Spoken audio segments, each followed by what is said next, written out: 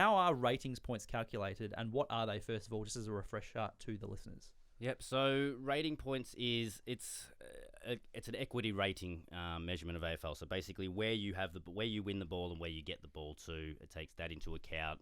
Field position, what pressure you're under when you're using the ball, who you're kicking to, what type of space they were in, etc., etc. So it incorporates ball use, ball winning, but it also looks at tackles and intercept possessions and smothers and all the other little things that make up a game, hit outs and all the things. So the good thing about player ratings, it turns into one magic number for a player at the end of the game, and I'm the same. We sit there, the formula's set. It's all works in the back end. I can watch Josh Dunkley game as a champion data employee, see the ratings, just go, how does that happen? Right. That's got to be wrong. And I even made the comment that sometimes I feel like ratings is too smart for itself.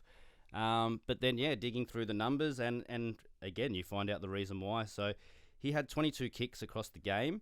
15 of those actually got him negative rating points. So that's based on how he was winning it and where he was getting it to was actually losing equity value. So again, an equity rating is basically who's going to score next. So from what you're doing, are you more likely to score next to where you're getting the ball? So are they turnovers? Are they kicking backwards to your own team? So some of them they won't all be turnovers. So some of them could be kicking backwards. So you've got a handball receive 65 out from goal and you end up kicking it sideways and it ends up 70 metres from goal. You'll get negative 0.1. So it's not a huge loss, but you won't get any positive rating points. So the thing and again, we do have two magic numbers, rankings and ratings, which are sort of two different measures.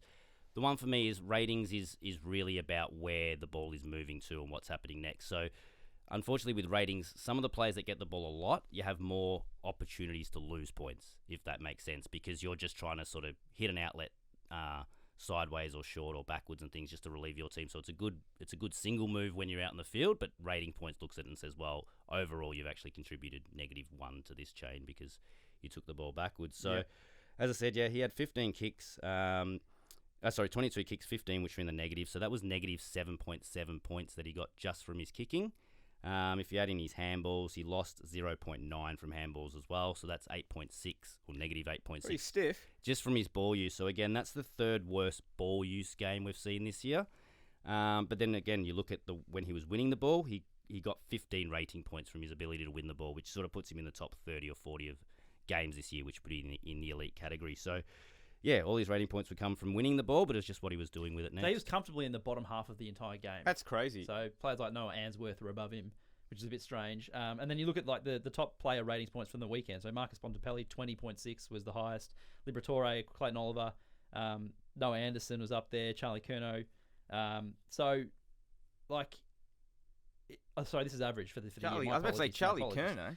My apologies. No, so if you're averaging 20, you're playing really well. But for a bloke to have such impact, or what we perceive as impact on the ground, and only get a 5.4, did sort of, it was like, that's a bit unusual. I guess one part, and I don't know if this is factored into the formula, and if it is, I don't know how it would be done, but a key part of what made his game so impressive is what he was able to do defensively on Cripps. How can you possibly factor that into the formula? Yeah, we've always struggled with that. So as I said, we do track defensive acts, so a tackle in the forward line or the back line's worth different, a smother here and there, spoils and all that.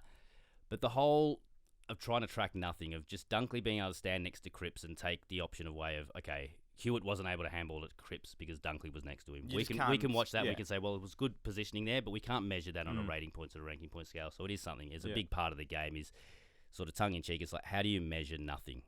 Sometimes nothing is valuable, but how do we measure that consistently? So you don't get a stat for that. So the commentators are finally right.